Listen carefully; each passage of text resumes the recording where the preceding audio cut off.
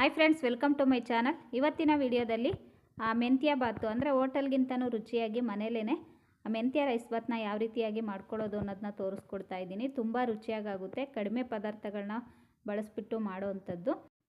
ಇದು healthy recipe ಕೂಡ. ಮೆಂತ್ಯ ಸೊಪ್ಪು ಆರೋಗ್ಯಕ್ಕೆ ತುಂಬಾ ಒಳ್ಳೆಯದು. ಹಾಗಾಗಿ ಇದನ್ನು ಬಳಸಿ ಮಾಡ್ತಾ ಇರೋದ್ರಿಂದ ಹೆಲ್ತಿ ಫುಡ್ ಅಂತಲೇ ಹೇಳ್ಬೋದು.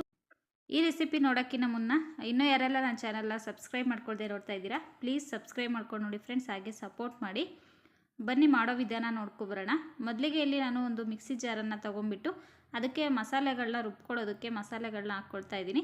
ಮೊದಲಿಗೆ ಒಂದು 5 ರಿಂದ 6 ಹಸಿಮೆಣಸಿಕಾಯಿಯನ್ನು ಬಳಸ್ತಾ ಇದ್ದೀನಿ. ಜೊತೆಗೆ ಒಂದು ಗಡ್ಡೆ ಬೆಳ್ಳುಳ್ಳಿ, 1 ಇಂಚಿನಷ್ಟು ಶುಂಠಿನ ಬಳಸ್ತಾ ಇದ್ದೀನಿ. ಬೆಳ್ಳುಳ್ಳಿ ಪ್ರಮಾಣ ಸ್ವಲ್ಪ ಜಾಸ್ತಿ, ಶುಂಠಿ ಪ್ರಮಾಣ ಸ್ವಲ್ಪ ಕಡಿಮೆಯಾಗಿ ಹಾಕ್ಕೊಳ್ತಾ ಇದ್ದೀನಿ.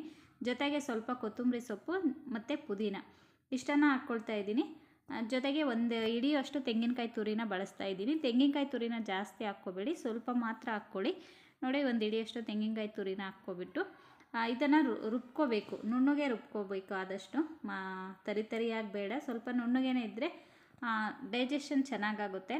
ಹಾಗಾಗಿ ಯಾಕಂದರೆ ಹಸಿಮೆಣ್ಸಿಕಾಯಿ ಬಳಸಿರೋದ್ರಿಂದ ಗ್ಯಾಸ್ಟ್ರಿಕ್ ಸಮಸ್ಯೆ ಆಗೋ ಸಮಸ್ಯೆ ಇರುತ್ತೆ. ಹಾಗಾಗಿ ಒಂದು ಸ್ವಲ್ಪ ನುಣ್ಣಗೆ ಪೇಸ್ಟ್ ಮಾಡ್ಕೊಳ್ಳಿ.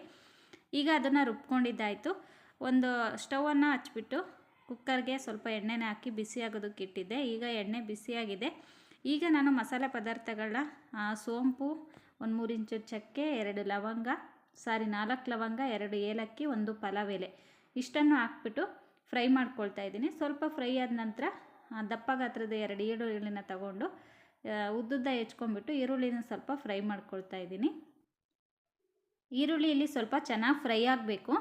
ಯಾವ ರೀತಿ ಫ್ರೈ ಆಗಬೇಕು ಅಂದರೆ, ಇನ್ನೇನು ಬ್ರೌನ್ ಕಲರ್ಗೆ ತಿರುಗ್ತಾ ಇದೆ ಅನ್ಬೇಕಾದ್ರೆ ನಾವು ಸೊಪ್ಪನ್ನು ಬಳಸಬೇಕಾಗುತ್ತೆ. ನೋಡಿ, ಇಷ್ಟ ಆದರೆ ಸಾಕು. ಈರುಳ್ಳಿ ಈಗ ಫ್ರೈ ಆಗಿದೆ. ಈಗ ಮುಂಚಿತವಾಗೇ ನಾನು ಅರ್ಧ ಕಟ್ನಷ್ಟು ಮೆಂತ್ಯ ಸೊಪ್ಪನ್ನು ತೊಗೊಬಿಟ್ಟು ಸಣ್ಣದಾಗಿ ಫಸ್ಟು ತೊಳೆದ್ಬಿಟ್ಟು ಆಮೇಲೆ ಸೊಪ್ಪನ್ನು ಕಟ್ ಮಾಡಿಟ್ಕೊಂಡಿದ್ದೀನಿ. ಯಾವುದೇ ಕಾರಣಕ್ಕೂ ಸೊಪ್ಪು ಕಟ್ ಮಾಡಿ ತೊಳಿಬಾರ್ದು, ತೊಳೆದ್ಬಿಟ್ಟು ಆಮೇಲೆ ಕಟ್ ಮಾಡ್ಕೋಬೇಕು. ನೋಡಿ, ಈಗ ಸೊಪ್ಪನ್ನು ಹಾಕಿ ಸ್ವಲ್ಪ ಫ್ರೈ ಮಾಡ್ಕೊಳ್ಳೋಣ. ಅದರದ್ದು ಹಸಿ ಸ್ಮೆಲ್ಲೆಲ್ಲ ಹೋಗಲಿ ಸ್ವಲ್ಪ ಸೊಪ್ಪಿಂದು. ಇದಕ್ಕೆ ಕಡ್ಡಿನೂ ಸಹ ಬಳಸ್ಬೋದು, ಯಾವುದೇ ಕಾರಣಕ್ಕೂ ಕಹಿ ಆಗಲ್ಲ. ಎಳೆ ಕಡ್ಡಿ ಇದ್ದರೆ ಆರಾಮ್ಸೆ ಮೆಂತ್ಯ ಸೊಪ್ಪಿನ ಕಡ್ಡಿನೂ ಸಹ ನೀವು ಬಳಸ್ಕೋಬೋದು.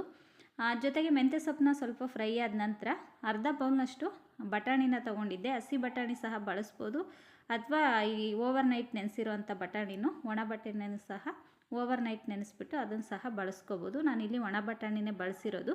ನಿಮ್ಗೆ ಹಸಿ ಬಟಾಣಿ ಸಿಕ್ಕಿದ್ರೆ ಅದನ್ನು ಸಹ ಬಳಸ್ಕೋಬೋದು. ಜೊತೆಗೆ ಒಂದು ದಪ್ಪ ಗಾತ್ರದ ಒಂದು ಟೊಮೊಟೊನ ತಗೊಂಡ್ಬಿಟ್ಟು ಕಟ್ ಮಾಡಿ ಹಾಕ್ಕೊಂಡಿದ್ದೀನಿ. ಆ ಟೊಮೊಟೊ ಮೆತ್ತಗಾಗಲಿ ಅಂತ ಸ್ವಲ್ಪ ಉಪ್ಪನ್ನು ಬಳಸ್ತಾ ಇದ್ದೀನಿ. ಜೊತೆಗೆ ಒಂದು ಸ್ವಲ್ಪ ಅರಿಶಿನ ಪುಡಿ ಇಷ್ಟನ್ನು ಹಾಕ್ಬಿಟ್ಟು ಚೆನ್ನಾಗಿ ಫ್ರೈ ಮಾಡ್ಕೊಳ್ತಾ ಇದ್ದೀನಿ. ಅದು ಸ್ವಲ್ಪ ಟೊಮೊಟೊ ಎಲ್ಲ ಸ್ವಲ್ಪ ಮೆತ್ತಗಾಗಲಿ. ನೋಡಿ, ಇದೆಲ್ಲ ಫ್ರೈ ಆದಮೇಲೆ ಟೊಮೊಟೊದ ಎಲ್ಲ ಸ್ವಲ್ಪ ಹಸಿ ಸ್ಮೆಲ್ ಹೋದ ನಂತರ ಈಗ ನಾವು ಮಸಾಲೆ ರುಬ್ಬಿರೋಂಥ ಮಸಾಲೆನೂ ಸಹ ಸೇರಿಸ್ತಾ ಇದ್ದೀನಿ. ಮುಂಚಿತವಾಗಲೇ ಹೇಳ್ತಾ ಇದ್ದೀನಿ, ನಾವಿಲ್ಲಿ ಮಸಾಲೆನ ಎಷ್ಟು ಚೆನ್ನಾಗಿ ಫ್ರೈ ಮಾಡ್ತೀವೋ ಅಷ್ಟು ಚೆನ್ನಾಗಿ ಮೆಂತ್ಯ ಬಾತು ಬರುತ್ತೆ. ಯಾವುದೇ ಕಾರಣಕ್ಕೂ ಮಸಾಲೆ ಹಸಿಯಾಗಿ ಈಗ ನಾವು ಯಾವುದನ್ನು ಇಲ್ಲಿ ಫ್ರೈ ಮಾಡಿ ಹಾಕಿರೋಲ್ಲಲ್ವ, ಹಸಿಯಾಗಿ ಹಾಕ್ಕೊಂಡಿರ್ತೀವಿ. ಪುದೀನ, ಹಸಿಮೆಣ್ಸಿಕಾಯಿ ಎಲ್ಲನೂ ಹಸಿದೇ ಬಳಸಿರೋದ್ರಿಂದ ಎಣ್ಣೆಯಲ್ಲಿ ಇದು ಮಸಾಲೆ ಚೆನ್ನಾಗಿ ಫ್ರೈ ಆಗಬೇಕು ಫ್ರೆಂಡ್ಸ್. ಅಲ್ಲಿ ತನಕ ಚೆನ್ನಾಗಿ ಫ್ರೈ ಮಾಡ್ಕೋಬೇಕು. ಮೇನ್ ಇಂಪಾರ್ಟೆಂಟ್ ಇದು. ನಾವು ಗಡಿಬಿಡಿಯಲ್ಲಿ ಮಸಾಲೆ ಚೆನ್ನಾಗಿ ಫ್ರೈ ಆಗಿಲ್ಲ ಅಂದರೆ ರೈಸ್ ಬಾತ್ ಚೆನ್ನಾಗಿ ಬರಲ್ಲ.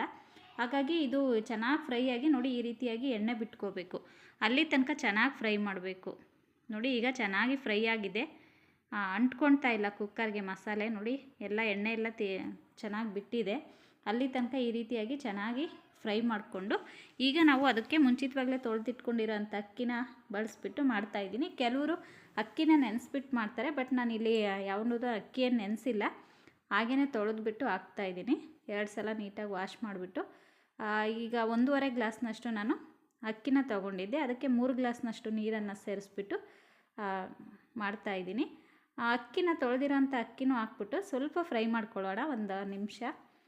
ಜಾಸ್ತಿ ಫ್ರೈ ಆಗೋದು ಬೇಡ ಅಕ್ಕಿ. ನೋಡಿ, ನಾನು ಈ ಗ್ಲಾಸಲ್ಲಿ 1.5 ಗ್ಲಾಸ್ನಷ್ಟು ಅಕ್ಕಿನ ತೊಗೊಂಡಿದ್ದೆ. ಅದಕ್ಕೆ 3 ಗ್ಲಾಸ್ನಷ್ಟು ನೀರನ್ನು ಸೇರಿಸ್ತಾ ಇದ್ದೀನಿ. ನೀರನ್ನು ಹಾಕಿ ಒಂದು ಸಲ ಚೆನ್ನಾಗಿ ಮಿಕ್ಸ್ ಕೊಟ್ಟು ರುಚಿಗೆ ತಕ್ಕಷ್ಟು ಉಪ್ಪನ್ನು ಈಗ ಹಾಕ್ಕೊಳ್ಳೋಣ. ನೋಡ್ತಾ ಇದ್ದೀರಲ್ವ ಎಷ್ಟು ಗ್ರೀನಿಶಾಗಿ ಕಾಣಿಸ್ತಾ ಇದೆ ಅಂತ. ನಿಜವಾಗ್ಲೂ ತುಂಬಾ ರುಚಿಯಾಗಿರುತ್ತೆ ಇದು. ಮೊಸರು ಬಜ್ಜಿ, ಚಟ್ನಿ ಅಥವಾ ಯಾವುದ್ರ ಜೊತೆನಾದರೂ ತಿನ್ಬೋದು, ಹಾಗೆ ಸಹ ತಿನ್ಬೋದು. ಮಸಾಲೆ ಯಾವುದು ಜಾಸ್ತಿ ಹಾಕಿರಲ್ಲಲ್ವ, ಮೈಲ್ಡಾಗಿರುತ್ತೆ. ಇಲ್ಲಿ ಗರಂ ಮಸಾಲ, ಧನಿಯಾ ಪುಡಿ ಅದನ್ನು ಯಾವುದನ್ನು ಬಳಸಿಲ್ಲಲ್ಲ, ತಿನ್ನೋದಕ್ಕೆ ಚೆನ್ನಾಗಿರುತ್ತೆ. ಈಗ ನಾವು ಯಾವುದೇ ಕಾರಣಕ್ಕೂ ನೀರು ಹಾಕಿದ ತಕ್ಷಣ ಮುಚ್ಚಳನ ಮುಚ್ಚಬಾರ್ದು ಕುಕ್ಕರ್ದು. ನೋಡಿ ಈಗ ಈ ರೀತಿಯಾಗಿ ಒಂದು ಕುದಿ ಬರಬೇಕದು. ಚೆನ್ನಾಗಿ ಕುದ ನಂತರ ಮುಚ್ಚಿದ್ರೆ ಮಸಾಲೆ ಎಲ್ಲ ಮೇಲ್ಗಡೆ ತೇಲೋದಿಲ್ಲ, ಅನ್ನದ ಜೊತೆ ಚೆನ್ನಾಗಿ ಮಿಕ್ಸ್ ಆಗುತ್ತೆ ಕುದಿ ಬಂದ ನಂತರ. ನಾವು ನೀರು ಹಾಕಿದ ತಕ್ಷಣ ಮುಚ್ಚಿಬಿಟ್ರೆ ಏನಾಗುತ್ತೆ ಅಂದರೆ ಮಸಾಲೆ ಎಲ್ಲ ಮೇಲ್ಗಡೆ ಬಂದಿರುತ್ತೆ, ಅನ್ನ ಮಾತ್ರ ಕೆಳಗಡೆ ಇರುತ್ತೆ. ಹಾಗಾಗಿ ಚೆನ್ನಾಗಿ ಒಂದು ಸಲ ಕುದಿ ಬಂದ ನಂತರ ಉಪ್ಪು ಖಾರ ಎಲ್ಲ ಒಂದು ಸಲ ಚೆಕ್ ಮಾಡ್ಕೊಬಿಟ್ಟು ಉಪ್ಪು ಕರೆಕ್ಟಾಗಿದೆಯಾ ಅಂತ ಮುಚ್ಚಳನ ಮುಚ್ಚಿಬಿಟ್ಟು 2 ವಿಸಿಲ್ ಕೂಗಿಸಿದ್ರೆ ಅನ್ನ ರೆಡಿಯಾಗುತ್ತೆ. 2 ವಿಸಿಲ್ನ ನಾನು ಕೂಗಿಸಿ ಬಿಟ್ಟಿದ್ದೆ. ಈಗ ನೋಡಿ ಕುಕ್ಕರು ಪೂರ್ತಿಯಾಗಿ ತಣ್ಣಗಾಗಿದೆ. ಈಗ ನಾನು ಮುಚ್ಚಳನ ತೆಗಿತಾ ಇದ್ದೀನಿ. ನೋಡ್ತಾ ಇದ್ದೀರಾ ನೀವೇ ಎಷ್ಟು ಚೆನ್ನಾಗಿ ಬಂದಿದೆ ಅಂಥೇಳಿ. ಮಸಾಲೆ ಯಾವುದು ಮೇಲ್ಗಡೆ ತೇಲಿಲ್ಲ, ಉದುದ್ರಾಗಾಗಿದೆ. ಕುಕ್ಕರಲ್ಲೂ ಎಷ್ಟು ಪಾತ್ರೆಯಲ್ಲಿ ಯಾವ ರೀತಿ ಮಾಡ್ಕೊಳ್ತೀವೋ ಅದೇ ರೀತಿಯಾಗಿ ಕುಕ್ಕರಲ್ಲಿ ಯಾವುದೇ ಕಾರಣಕ್ಕೂ ಮೆತ್ತಗಾಗಿಲ್ಲ, ಮಸಾಲೆ ಎಲ್ಲ ಒಂದು ಸೈಡ್ ಹೋಗಿಲ್ಲ, ಪರ್ಫೆಕ್ಟಾಗಿ ಆಗಿದೆ ಮೆಂತ್ಯ ಬಾತು. ತುಂಬ ಚೆನ್ನಾಗಾಗಿತ್ತು. ಇದು ಮಕ್ಕಳಿಗಿರ್ಬೋದು ಅಥವಾ ದೊಡ್ಡವ್ರಿಗಿರ್ಬೋದು ಹೇಳಿ ಮಾಡಿಸಿದಂಥ ಲಂಚ್ ಬಾಕ್ಸ್ ರೆಸಿಪಿ ಅಂತಲೇ ಹೇಳ್ಬೋದು. ಯಾಕೆಂದರೆ ಕಡಿಮೆ ಸಮಯದಲ್ಲೂ ಆಗುತ್ತೆ, ಹಾಗೆ ಹೆಲ್ದಿಯಾಗಿ ಕೊಟ್ವಿ ಅನ್ನೋದೂ ಇರುತ್ತಲ್ವ. ಹಾಗಾಗಿ ನೋಡಿದ್ರಲ್ಲ ಎಷ್ಟು ಉದುದ್ರಾಗಾಗಿದೆ ಅಂತ. ಖಂಡಿತವಾಗ್ಲೂ ಇವತ್ತಿನ ಈ ರೆಸಿಪಿ ನಿಮಗೆ ಇಷ್ಟ ಆಗಿದೆ ಅಂದ್ಕೊಂಡಿದ್ದೀನಿ. ಇಷ್ಟ ಆಗಿದ್ದರೆ ಪ್ಲೀಸ್ ಲೈಕ್ ಮಾಡಿ, ಕಮೆಂಟ್ ಮಾಡಿ, ಹಾಗೆ ಶೇರ್ ಮಾಡಿ ಫ್ರೆಂಡ್ಸ್. ಇನ್ನೂ ಯಾರೆಲ್ಲ ನನ್ನ ಚಾನಲ್ನ ಸಬ್ಸ್ಕ್ರೈಬ್ ಮಾಡ್ಕೊಳ್ದೆ ನೋಡ್ತಾ ಇದ್ದೀರಾ, ಪ್ಲೀಸ್ ಸಬ್ಸ್ಕ್ರೈಬ್ ಮಾಡ್ಕೊಂಡು ನೋಡಿ, ಹಾಗೆ ಸಪೋರ್ಟ್ ಮಾಡಿ ಅಂತ ಹೇಳ್ತಾ ಈ ವಿಡಿಯೋನ ಇಲ್ಲಿಗೆ ಎಂಡ್ ಮಾಡ್ತಾ ಇದ್ದೀನಿ. ಮತ್ತೆ ಸಿಗ್ತೀನಿ ನೆಕ್ಸ್ಟ್ ವಿಡಿಯೋದಲ್ಲಿ. ಅಲ್ಲಿ ತನಕ ವಿಡಿಯೋ ನೋಡಿದ ನಿಮ್ಮೆಲ್ಲರಿಗೂ ಧನ್ಯವಾದಗಳು.